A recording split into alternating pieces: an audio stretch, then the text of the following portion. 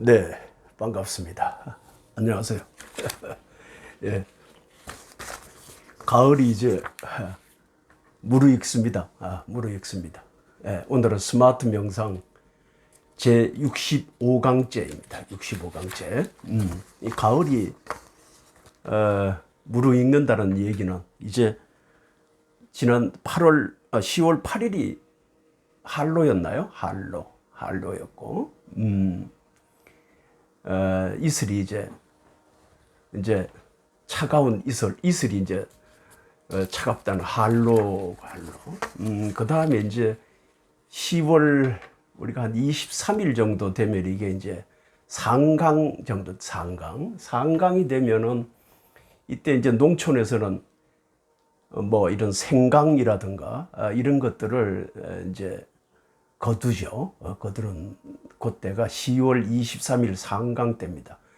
상강이 지나면은 24절기 상강을 지나면 이제 그 입동이 시작이 되는데, 입동 이제 바야흐로 이제 겨울이 시작이 되는 거죠. 그게 아마 11월 7일 정도 될 것 같습니다. 그런데 이번 주 일요일 날 2도로 내려간답니다. 몸 조심하세요. 환절기 때. 이때 참 조심하셔야 됩니다. 2도 정도면은 이쪽 그 서울에서도 외곽에 좀 이렇게 산 밑에 있는 그런 아파트 또 내지 집에서는 영하로 내려갑니다. 얼음을 볼 수 있을지 모르겠습니다. 네, 참고로 하시고요.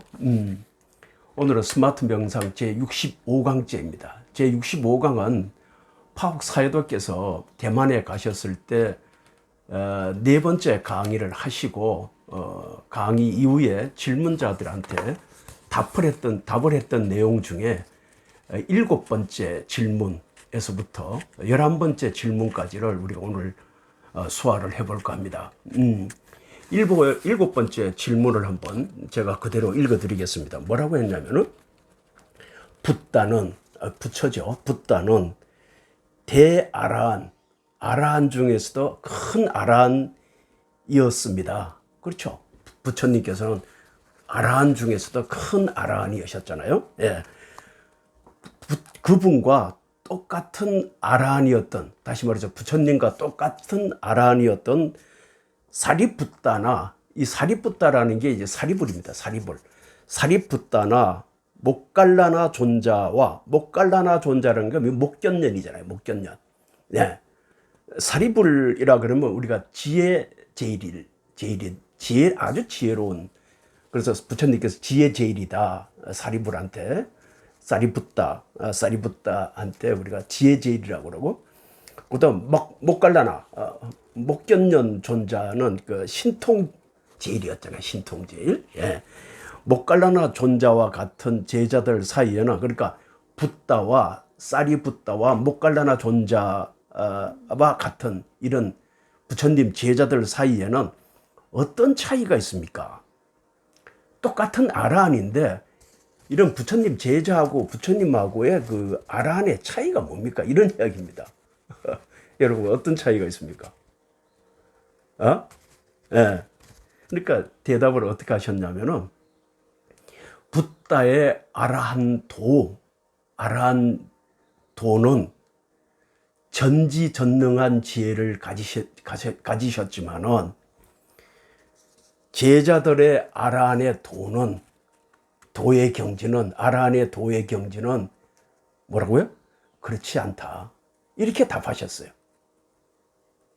저 같으면 이걸 이렇게 표현하지 않으시고, 전지전능한 도가 또 뭐며, 전지전능한 그 도의 경지에 가지 않은 사람들은, 또 목갈라나 사리붓다는 그런 경지에까지 가 있지 않다. 이런 것도 설명이 좀 난해질 것 같아서, 저 같으면은 질문자가 유효열반과 무효열반을 알고 있는가, 그거 한번 답해 보시죠 라고 저는 한번 되물어 봤을 것 같아요. 예. 우리가 똑같은 아라한의 경지에 가더라도, 다시 말해서 우리가 육계에서 색계, 무색계 사선정을 거치고 난 다음에 예, 무색계 사선정까지 들어가면은 그때가 이제 열반의 단계잖아요. 근데 그 열반의 무색계 사선정 단계까지 갔을 때, 그러니까 우리가 초선정, 색계 사선정에서 초선정, 이선정, 삼선정, 사선정에 들어가고, 그 다음에 이제 무색계 사선정으로 들어오잖아요. 예, 무색계 사선정에 들어왔을 때 공무변처정, 식무변처정, 무소유처정, 비상 비비상처정까지 들어갔을 때 우리가 예, 유효열반 단계에 들어와 있다고 하잖아요. 예. 그 유효열반 단계까지 갔을 때 그때 우리가 뭐라고 그러죠? 아라한의 단계까지 와 있다고 그러잖아요. 아라한의 단계까지. 그러니까 무색계 사선정까지 들어갔을 때가 우리가 유효열반 단계에 들어갈 경지에까지 가 있는 것이다. 예. 그러면 유효열반이라는 거는 우리가 이 욕계에서 또 색계에서 무색계를 거쳐오면서 번뇌와 망상을 완전히 끊은 상태예요. 네. 번뇌와 망상을 완전히 끊었으나 유효열반에서는 전생의 업에 의해서 태어난 목숨은 끊어지지 않은 상태가 유효열반입니다. 그러니까 다시 말해서 업을 끊지 못한 거예요. 유효열반은. 반면에 업을 끊지 못했다. 재생연결식에서 그 아직도 연결되어 있는 거죠. 네, 업에 연결되어 있는 겁니다. 다시 말해서 12연기 사슬을 완전히 끊지 못한 거죠. 유효열반은. 그런데 그 무색계 사선정에서 완전히 벗어났을 때 그걸 우리가 멸진정이라고 그러잖아요. 그게 이제 무효열반입니다. 무효열반. 이 무효열반의 경지에 가면은 다시 말해서 전생의 업에 의해서 가지고 있는 목숨마저도 끊은 상태. 그게 뭐죠? 12연기의 고리를 완전히 끊은 거죠. 그 단계가 가면은 그게 바로 무효열반 단계입니다. 무효열반 단계. 네, 무효열반 단계입니다. 그 단계까지 간 사람이 붓다예요. 부처님이에요. 반면에 지금 여기서 이야기하는 사리붓다와 목견년 이런 존자들은 유효열반 단계까지 밖에 가지 못한 거죠. 그러니까 다시 말해서 전생의 업을 완전히 끊지 못했다. 그러니까 붓다와 사리붓다, 그러니까 부처님과 사리붓다, 그 다음에 목견년의 그 차이는 거기 있는 겁니다. 유효열반의 단계까지 갔느냐, 무효열반 단계까지 갔느냐, 그 차이가 있다. 네, 그렇게 이해를 하시면 되겠습니다. 그런데 이제 그 파옥사유도께서는 아주 또 설명을 하실 때 어떻게 보면은 그 질문자한테 마음 상하지 않도록 또 이렇게 이야기를 하십니다. 제자들의 그 아라한도에는 세 종류의 깨달음이 있다. 우리 여러분들 제자라 그러면은, 부처님의 제자라 그러면은 어떻게 알고 계시나요? 상수 제자가 있고, 그 다음에 대제자가 있고, 그 다음에 일반 제자가 있죠. 제자 중에서도 상수 제자는 부처님이 그 깨닫고 난 다음에 초전 법륜을 할 때 그때 참여했던 제자들, 그게 상수 제자입니다. 상수 제자. 그 다음에 대제자라고 그러면은 비구니들, 예, 이런 사람들을 우리가 대제자라고 그러죠. 예. 예. 그 다음에 우리가 일반 제자라 그러면은 우리가 이게 우리 제가자들 의미하죠. 최초의 제가자가 누구죠? 최초의 제가자가 빨리야 장로였잖아요. 빨리야 장로. 예. 빨리카. 발리야 장로. 빨리카 장로였습니다. 빨리카. 최초의 장로가. 예. 여튼간에 이런 제자들에도 상수 제자가 있고 대제자가 있고 그 다음에 일반 제자가 있는데 이 제자들의 아라한도에는 세 종류의 깨달음이 있다. 그러니까 상수 제자의 깨달음이 있고 대제자의 깨달음이 있고 그 다음에 일반 제자의 깨달음이 있다. 자, 그러면은 제자들의 아라한도는 그러니까 붓다의 아라한도가 아니고 이런 제자들의 아라한도는 때로는 사분석지이고 사분석지라는 게 뭐죠? 사무예지죠. 사무예지라는 게 무예지. 예. 꺼리낌이 없는 거죠.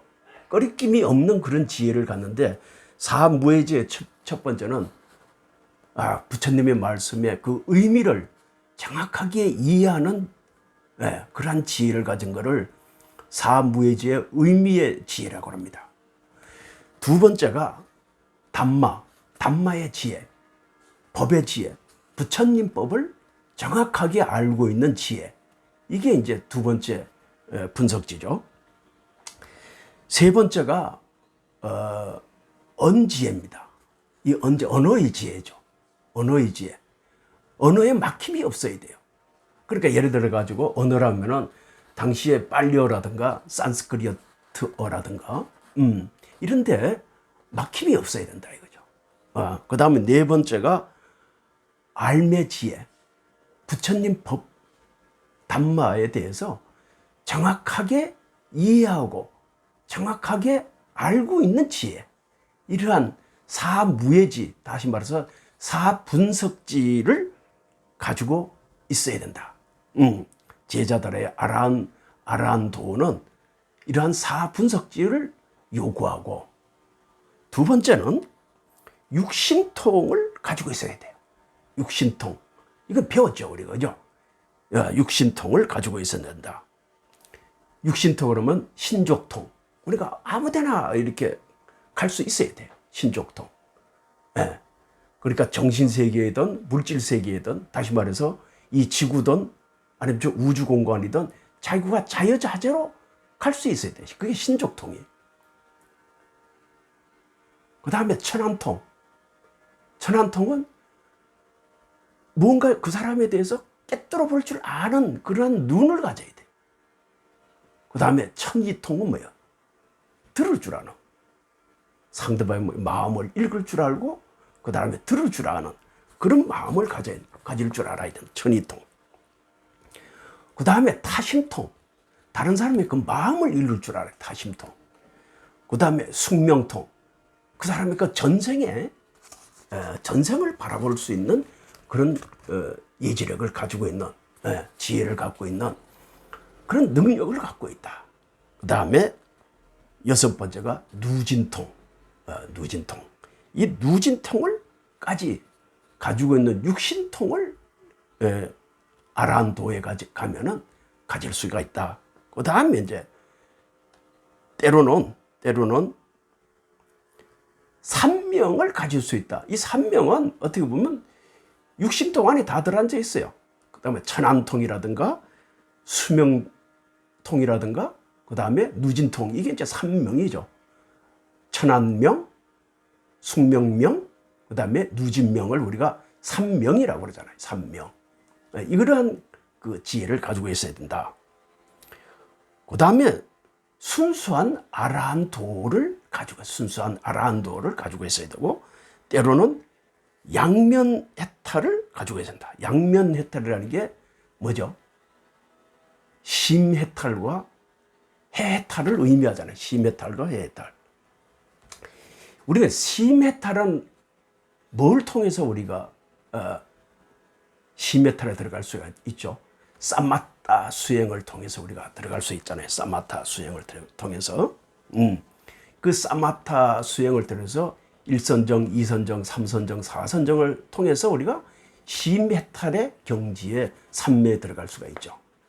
그 다음에 해해탈은 윗바사나의 결론이잖아요. 결실이잖아요. 윗바사나 수행을 통해서 우리가 해탈을 가져갈 수 있다. 다시 말해서 이 양면 해탈을 가지고 있어야지만 우리가 아라한도에 들어갈 수 있다. 이렇게 이야기합니다. 해탈. 때로는 해탈이다. 일반 사람들이 아라한도에 들어갔을 때 우리가 해탈.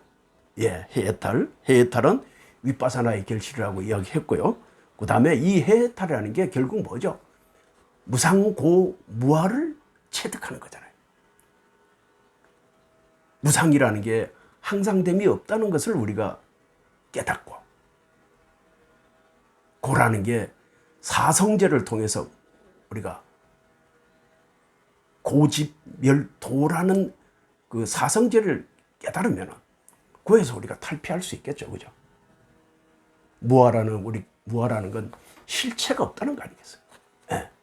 이것을 우리가 깨달았을 때 우리가 일반 제자들이 아라한도에 들어갔다. 이렇게 이야기를 한다.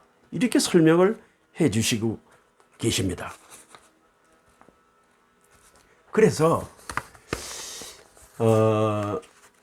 붓다와 그 다음에 일반 존자들과의 차이는, 일반 존자들은 스승이 없이는 스스로 도가에 그리고 전지전능한 지혜에 우리가 도달할 수 없다.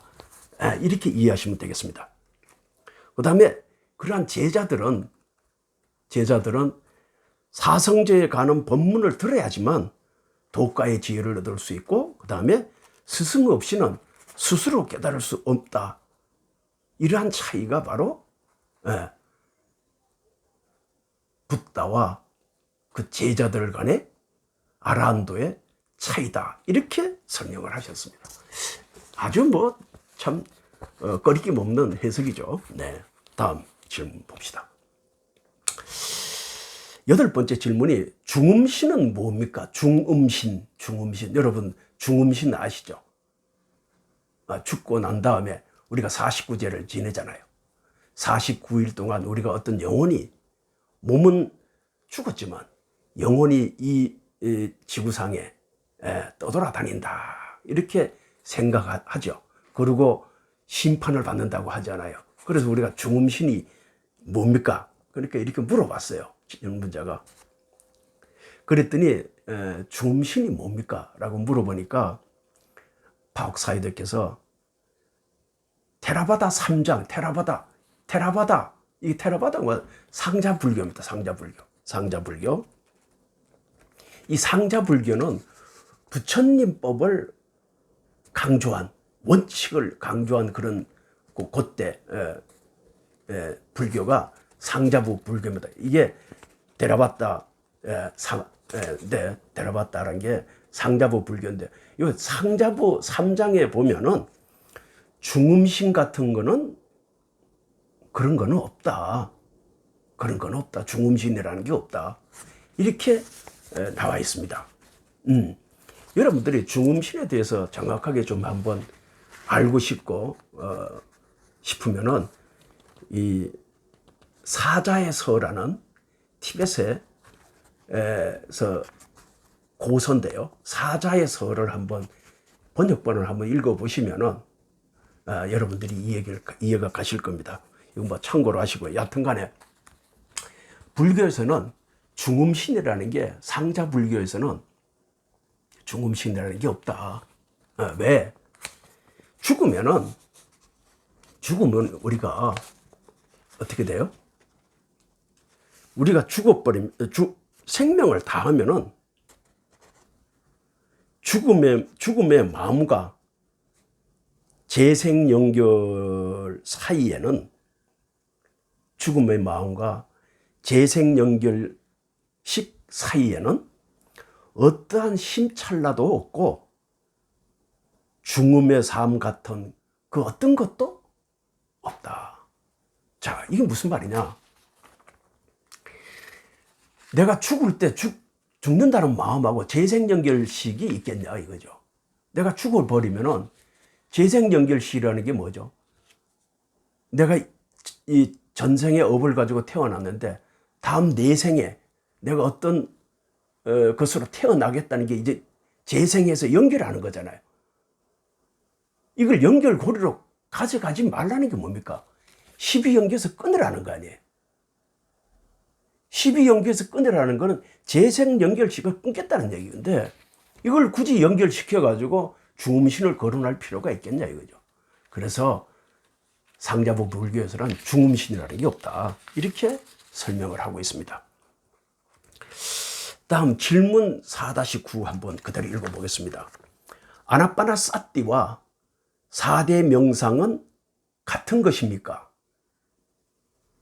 같은 겁니까? 아나빠나 사띠가 뭐죠? 입출식념이잖아요. 호흡 명상이잖아요. 그거하고 4대 명상하고 같은 겁니까? 이건 질문자가 사실은 질문자가 조금 뭐라 그럴까요? 명상에 대해서 사마타 수행과 윗바사나 저는 수행을 안 해봤습니다라는 이야기가 똑같은 거죠. 예, 똑같은 겁니다. 예, 어떻게 해서 그렇게 알 수 있냐면 아나빠나 사띠를 통해서 우리가 어떻게 했죠? 입출식념을 통해서 리미타를 본다고 그러지 않았어요. 그죠? 리미타를 보고 그 리미타를 보고 난 다음에 투명한 그 결정체를 봤다면 그때 그 당시에 우리가 4대 명상으로 들어가라고 그랬죠. 그렇죠? 그 쿨한 집중이 되었을 때 4대 명상, 지수화풍 명상으로 들어가라고 그랬잖아요. 그죠? 그 사마타는 윗바사나 수행에서 리미타를 보고 리미타를 통해서 우리가 예비표상, 그 다음에 익힌표상, 닮은 표상을 봤을 때 다시 말해서 결정체를 본 그 상태에서 바로 4대 명상, 지수화풍 명상으로 들어가는데 이게 어떻게 그거는 물질과 정신 그리고 그 원인을 우리가 파괴하고 난 다음에 그 다음에 깔라파 4대 명상, 지수화풍의 최소 단위 그 물질의 최소 단위인 깔라파를 보러 들어가잖아요. 깔라파를. 그게 뭐죠? 4대 명상이잖아요. 4대 명상. 예. 분명히 다르죠. 그래서 이제 부처님, 파옥사이드께서 대답을 어떻게 하시면 아니다. 방법이 같지 않다. 당신이 윗바사나 수행을 하고자 한다면 먼저 윗바사나 수행을 하고자 한다면 먼저 정신과 물질을 식별하고 정신과 물질을 식별한다는 게 뭐죠? 색계에서 물질을 대상으로 해서 우리가 수행을 했잖아요. 정신을 우리가 식별한다는 게 뭐죠? 무색계 사선정에 들어가는 거잖아요. 두 번째, 그리고 그 원인을 식별해야 된다. 그 원인을 식별하는 거예요. 이게 어디에서 발생이 됐는지 하는 그 원인을 식별해야 한다. 그래서 우리가 물질을 식별하기 위해서는 4대 요소 명상을 해야 된다. 그 다음에 윗바사나에는 2가지가 있는데 물질을 식별하고 정신을 식별하는 것이다. 맞죠? 그죠? 네. 정신과 물질을 식별하는 게 뭐죠? 색계와 무색계잖아요. 무색계 선정하는 거잖아요. 그 다음에 붓다께서 물질을 식별을 가르치실 때 항상 4대 명상을 가르치셨다. 우리가 물질을 우리가 식별하기 위해서는 4대 요소 명상을 가져가야 된다. 그 다음에 4대 요소 명상을 할 때 지수화풍 요소, 깔라파 이야기하는 거죠. 깔라파를 식별할 때는 아나빠나 사선정과 아나빠나 사선정, 이거 입출신념을 통해서 사선정과 같은 깊은 산매에 들어가야 된다. 그러니까 초선정, 이선정, 삼선정, 사선, 색계 사선정 이야기하는 거죠. 왜냐하면 강한 집중이 궁극적인 정신, 궁극적인 물질과 그 원인을 분명하게 볼 수 있기 때문이다. 이렇게 이야기를 하고 있습니다. 맞죠? 그 다음에 아나파나사티와 같은 사마타 수행을 원하지 않는다면 바로 우리가 4대 명상으로 들어갈 수 있다고 그랬죠. 이거는 뭐죠? 수행을 조금 오래 한 사람들은 굳이 아나파나사티, 입출식념을 통해 가지고 깔라빠가 내고 리미타를 보고 그 리미타를 통해서 다서 4대 명상으로 들어가는 게 아니고 바로 4대 명상으로 들어갈 수 있다. 이런 이야기입니다. 그 다음 이제 10번째 질문 한번 볼까요? 사해도께서 명상으로 경험하는 빛을 과학적으로 설명을 좀 해 주십시오. 이 빛이 뭡니까? 리미타입니다. 리미타. 이 리미타는 수없이 제가 한 4번, 5번 정도 말씀드린 것 같아요. 네. 뭐 여기서는 우리가 언급하지 않기로 하겠습니다. 그 다음에 11번째, 몸의 32부분을 식별하는 사람이, 그대로 읽어드리겠습니다. 몸의 32부분을 식별하는 사람이 눈을 뜨고서도 다른 사람의 32부분을 볼 수 있느냐? 자기 몸 32부분을 볼 줄 아는 사람 같으면은 다른 사람의 몸 32부분을 자기가 눈을 뜨고 상대방 앞에 있는데 상대방의 몸 32부분을 식별하고 읽을 수 있느냐? 이 이야기입니다. 할 수 있습니다. 할 수 있습니다. 자기 몸 32부분에 대해서 식별할 줄 아는 사람은요, 내가 전철 앞에 앉아있는 저 사람의 몸의 32부분을 식별할 수가 있습니다. 예를 들었는데요. 예를 들었는데 청종도론의 지계장에 언급되어 있는 내용인데 이거 그대로 읽어드릴게요. 어느 날 마하티시자 존자가 아누타라푸라에서 마하가마 마을까지 그러니까 어떤 존자가 탁발을 하러 나갔어요. 네. 음식을 우리가 탁발하러 나간 거죠. 그 길에 한 여인을 만났어요. 근데 그녀는 그의 주의를 끌기 위해서, 주위의 사람들의 관심을 끌기 위해서 큰 소리로 웃음을 터뜨렸어요. 이 소리를 듣고 존자는, 그러니까 탁발을 하러 나갔던 그 스님은 그쪽을 향해서 이렇게 고개를 이렇게 돌렸어요. 그는 누구냐면 이 존자, 스님께서 그녀의 이빨을, 그 여자의 이빨을 이렇게 보고 그것을 이빨을 대상으로 해서 뼈에 대한 명상을 하기 시작했어요. 그 여자의 이빨을 보고 뼈에 대한 명상을 시작하게 된 거죠. 이전에 끊임없는 수행을 했기 때문에, 자기의 뼈에 대한 수행을 했기 때문에 그 스님은 그녀를 여자라 보지 않고 뼈 무더기, 이빨도 하나의 뼈 무더기잖아요. 뼈 무더기로 보게 된 거죠. 그러니까 그 스님은 그녀를 오직 그 이빨을 뼈로 본 거죠. 뼈만 본 거죠. 그는 다시 자기 내부의 뼈의 주의를 돌리고서 초선정에 들어갔어요. 그 여자의 뼈를 보고 있다가 다시 자기가 와가지고 자기의 이빨을 보고 초선정에 들어가는 거예요. 평상시에 그렇게 해왔으니까. 초선정에 들어갔고 그 초선정으로 들어갔던 그거를 가지고 그는 초선정에서 바로 윗바사나를 하고 아라한가에 들어갔다. 아라한가를 얻었어요. 그런데 바로 그때 그녀는 왜 이 길거리에 나와 있었냐면은 남편하고 싸우고 자기 집을 떠나가서 친정집으로 이렇게 가던 길에 마타샷 장로를 만난 거예요. 이 스님을 만난 거예요. 그녀의 남편이 쫓아오다가 스님한테 마따샤 장로에게 물었어요. 이 길을 가는 한 여인을 보지 못했습니까? 스님 이제까지 오시면서 이 길을 지나가는 한 여인을 보지 못했습니까? 라고 물었어요. 그때 이 스님께서 대답하기를, 오 신자여, 나는 여자도 남자도 보지 못했어. 이를 잘 들으세요. 단지 이 길을 지나가는 하얀 뼈 무더기를 보았을 뿐이요.